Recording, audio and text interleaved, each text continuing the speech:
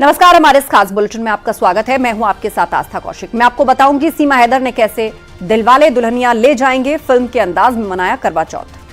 नमस्कार, मैं हूं आपके साथ अमित गर्ग शुक्ला। मैं आपको बताऊंगा तांत्रिक के चक्कर में कैसे एक बच्चे की बलि दे दी गई। नमस्कार, मैं हूं आपके साथ नितिका दीक्षित। मैं आपको बताऊंगी कि कैसे मैसूर में सज रहा है राम दरबार।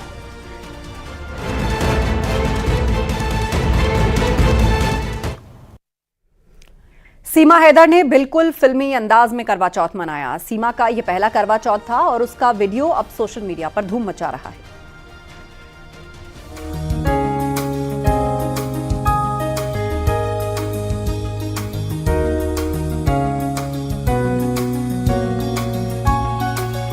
पाकिस्तान से भारत आई सीमा ने अपना पहला करवा चौथ मनाया। सीमा हैदर के करवा चौथ का वीडियो सोशल मीडिया में जमकर वायरल हो रहा है।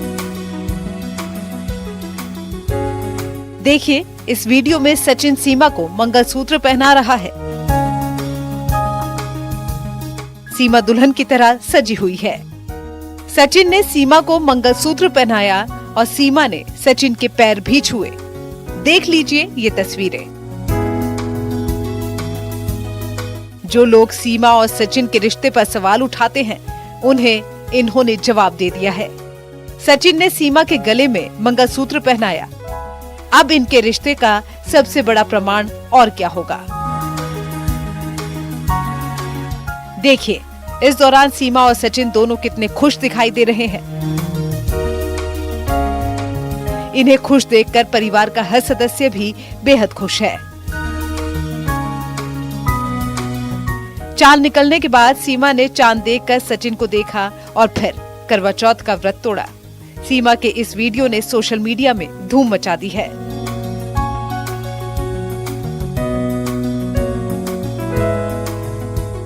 सीमा और सचिन के करवा चौथ की सारी तैयारियां उनके मुंह बोले भाई एपी सिंह ने कराई थी। देखिए, करवा चौथ के लिए सारा सामान एपी सिंह की मां ने सीमा के घर भेजा था। सीमा के लिए भाई के घर से लहंगा और सैंडल भेजे गए। मेकअप का सारा सामान भी सीमा के भाई ने दिया। जिसके बाद सीमा ने बड़ी ही धूमधाम से करवा चौथ का त्योहार मनाया। सीमा तो पहले ही कह चुकी है, जब वो पाकिस्तान में थी तब भी उसने सचिन के लिए करवा चौथ का व्रत रखा था। और भारत आने के बाद तो सीमा हर त्योहार ही बेहद धूमधाम से मनाती हैं।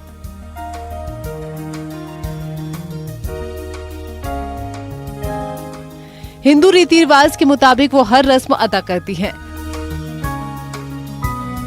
फिर चाहे तीज का त्योहार हो या फिर करवा चौथ का व्रत। इस वीडियो में साफ साफ देखा जा सकता है सचिन और सीमा के चेहरे पर खुशी झलकती साफ नजर आ रही है। सीमा का ये पहला करवा चौथ था। कुछ दिनों पहले ही सीमा और सचिन मीणा का ग्रेटर नोएडा वाले घर का रेनोवेट हुआ था। दोनों का एक कमरा बनकर तैयार हुआ था। नवरात्र के तीसरे दिन उनके वकील एपी सिंह ने इसका उद्घाटन किया था।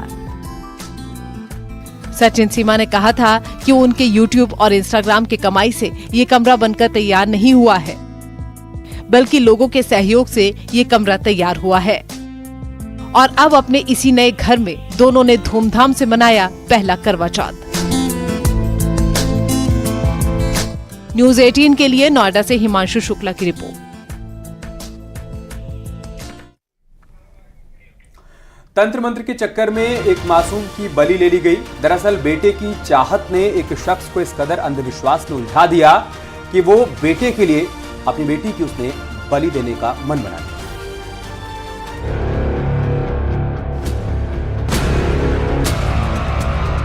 गोंडा में तंत्र मंत्र और बेटे की चाहत ने एक परिवार को हैवान बना दिया।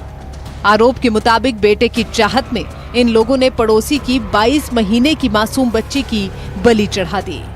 16 सितंबर को बच्ची गायब हो गई थी और 18 सितंबर को उसका शव रोड के किनारे पड़ा मिला।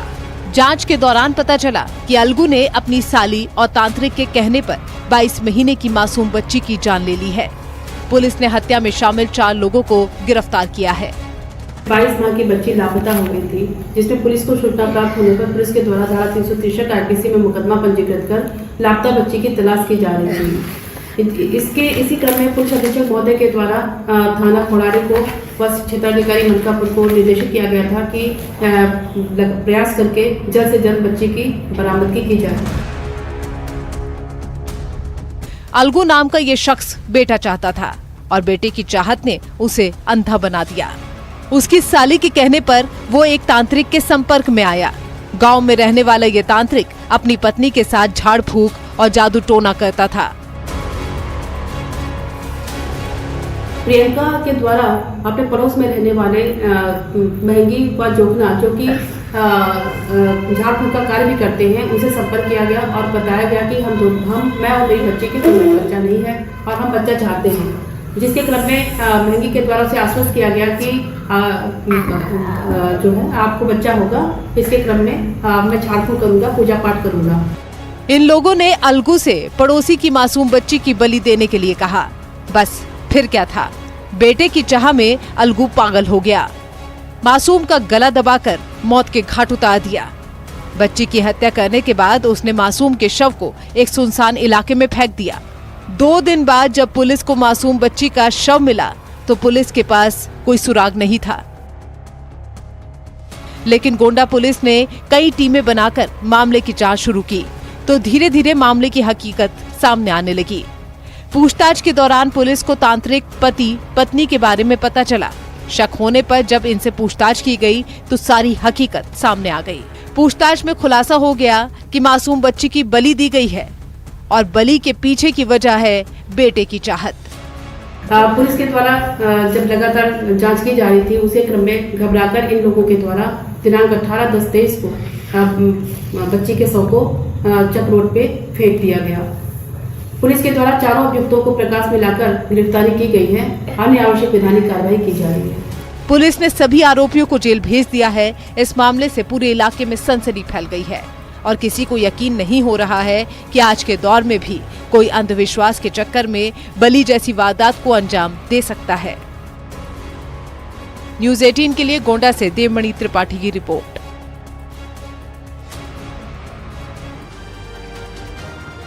अयोध्या में रामलला की प्राण प्रतिष्ठा की तारीख करीब आ गई है, लेकिन राम भगवान का भव्य दरबार सज रहा है मैसूर में।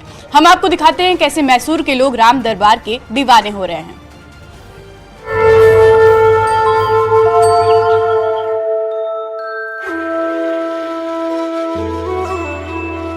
अयोध्या में रामलला के प्राण प्रतिष्ठा की तैयारी बड़े ही धूमधाम से चल रही है। पूरे देश में उत्साह देखा जा रहा है। 22 जनवरी को रामलला अपने गर्भगृह में विराजेंगे, लेकिन उसके पहले भगवान राम ने कर्नाटक के मैसूर में दरबार लगा दिया है। इस दरबार में माता सीता, भाई लक्ष्मण और हनुमान जी के साथ उनका पूरा दरबार शामिल है। जी हाँ, पहली बार ऐसा हुआ है जब देश के 6वें डॉल म्यूजियम में भगवान राम का मंदिर शोभा बढ़ा रहा है। ये दरबार काशी के काष्ठकला पर बनाया गया है। सबसे पहले आप इस खूबसूरत राम मंदिर के मॉडल को देखिए, जो काशी की काष्ठकला यानी कि लकड़ी से बना हुआ है। इसे बनारस में ही डिजाइन किया गया है। इसमें भगवान राम, माता सीता, लक्ष्मण, हनुमान के साथ साथ भगवान राम के सभी दरबारी मौजूद हैं। मानो अयोध्या में ही राम दरबार लगाए बैठे हैं। ये तस्वीरें मैसूर के म्यूजियम की हैं, जहां ये दरबार स्थापित किया गया है। इसी दशहरे पर मैसूर में देश का 6वां डॉल म्यूजियम खोला गया है, जिसमें राम मंदिर को भी स्थापित किया गया है। 22 जनवरी को भगवान राम के मंदिर का प्राण प्रतिष्ठा होने जा रहा है, लेकिन उसके पहले मैसूर में भगवान राम का दरबार लगने जा रहा है। इस दरबार में माता सीता, भाई लक्ष्मण और हनुमान भी साथ में होंगे। दरअसल मैसूर में देश का 6वां डॉल म्यूजियम बनकर तैयार हो गया है। इस डॉल म्यूजियम में तमाम खिलौनों के साथ साथ बनारस के काष्ठकला पर उकेरा गया राम का दरबार भी अब सुसज्जित हो रहा है। इस दरबार में माता सीता, भाई लक्ष्मण, हनुमान जी के साथ तमाम वो दरबार के लोग शामिल हैं जो भगवान राम के दरबार में उपस्थित हुआ करते थे। दरअसल कर्नाटक के मैसूर के इस म्यूजियम में देश में निर्मित प्रसिद्ध खिलौने रखे जाते हैं। ऐसे में म्यूजियम से संबंधित लोगों ने वाराणसी के भदेनी स्थित काष्ठकला व्यापारी से राम दरबार के मॉडल की कुछ तस्वीरें मांगी। तस्वीरें जब उन्हें पसंद आई तो उन्होंने खुद आकर यहाँ मॉडल देखा और उन्होंने डॉल म्यूजियम के लिए राम दरबार के लिए ऑर्डर कर दिया। ये ऑर्डर 25 लाख रुपए के थे, जिन्हें 2 साल में तैयार कर मैसूर भेजा गया, जहां दशहरे के दिन ये दरबार म्यूजियम में स्थापित किया गया। वहीं इस पूरे ऑर्डर से कारीगरों को भी खासा लाभ हुआ है।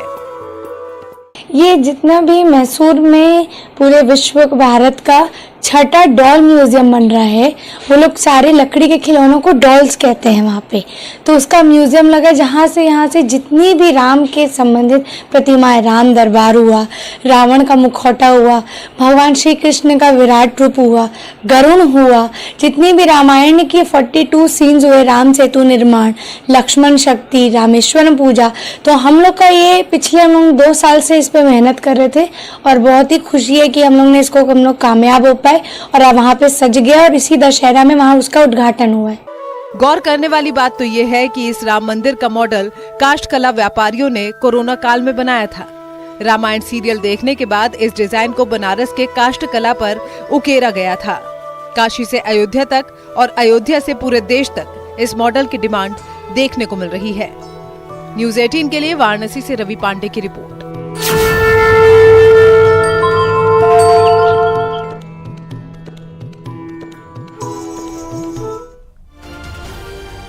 हमास की सुरंगें इजराइल के लिए पहेली बनी हुई हैं। हमास के लड़ाके सुरंग से निकलते हैं, हमला करते हैं और सुरंगों में वापस लौट जाते हैं। ये रिपोर्ट देखिए। हाल ही में जिस सुरंग से हमास के लड़ाकों के बाहर निकलने का वीडियो सामने आया है, उसके बारे में दावा किया जा रहा है कि ये एरीज क्रॉसिंग के पास मौजूद सुरंग का है। गाजा की इस सैटेलाइट तस्वीर को बहुत गौर से देखिए। इसमें गाजा और इजराइल के बीच मौजूद हर एक क्रॉसिंग की लोकेशन है। गाजा के उत्तरी सीमा पर मौजूद इस क्रॉसिंग की लोकेशन पर गौर करिए। इसी क्रॉसिंग का नाम एरीज क्रॉसिंग है, जो फिलहाल बंद है, लेकिन इसके नीचे धरती के अंदर मौजूद हमास की सुरंग फुल एक्टिव है और ये है इजराइल गाजा बॉर्डर। इस बॉर्डर के दोनों तरफ 100 से 400 मीटर तक बफर जोन है। यहाँ आना जाना प्रतिबंधित है। इस बफर जोन से लगे कई क्रॉसिंग मौजूद हैं, जिसमें से दूसरा अहम क्रॉसिंग है नाहा ओज क्रॉसिंग, जो 2010 में स्थायी रूप से बंद है। इस तीसरी क्रॉसिंग को सूफा क्रॉसिंग कहा जाता है। ये 2008 में स्थायी रूप से बंद है। गाजा का चौथा अहम क्रॉसिंग का नाम है रफाह क्रॉसिंग, जो गाजा को मिस्र से जोड़ता है।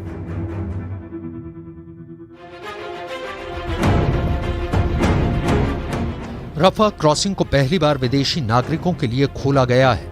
यहाँ से करीब 400 लोग मिस्र पहुंचेंगे, लेकिन हमास के लड़ाके और हमास के हथियार सुरंगों के अंदर महफूज हैं। दावा तो यहाँ तक किया जा रहा है कि युद्ध के दौरान हमास के हमलों को रोकने के लिए इजराइल ने बुलेट प्रूफ बंकर भी तैयार कर लिए हैं। इजराइल के ये बुलेट प्रूफ बंकर नुमा टनल पूरे इजराइल में जगह जगह मौजूद है। इजराइल में बने बंकर न सिर्फ मॉडर्न है, बल्कि इन बंकरों को ऐसे बनाया गया है कि लोग यहाँ महीनों तक रह सकते हैं। यहाँ खाने पीने की हर चीज की व्यवस्था है। ये बंकर इतने मजबूत हैं कि इसमें ग्रेनेड या फिर मिसाइलों का कोई असर नहीं होता।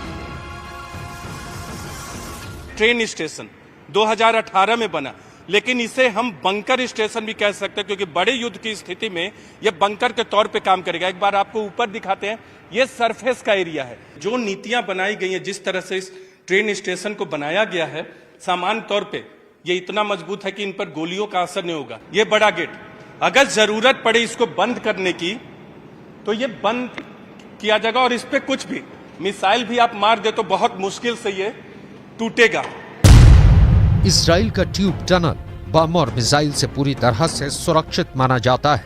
न्यूक्लियर हमलों की सूरत में भी ये बेहद सुरक्षित माना जाता है। रासायनिक और बायोलॉजिकल हमले में लोग इसमें सुरक्षित रह सकते हैं।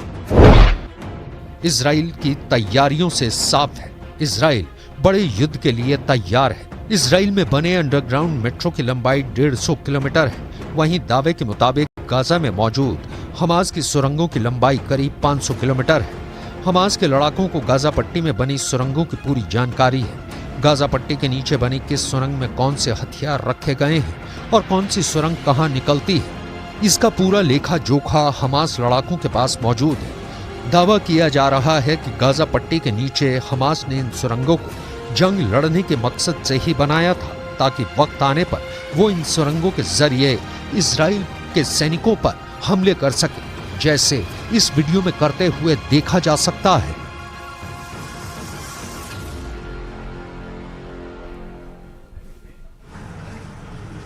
और अब यहाँ रुकेंगे एक ब्रेक के लिए। जल्द लौटेंगे कुछ और खबरों के साथ। आप बने रहिए न्यूज़ 18 उत्तराखंड उत्तर प्रदेश के साथ।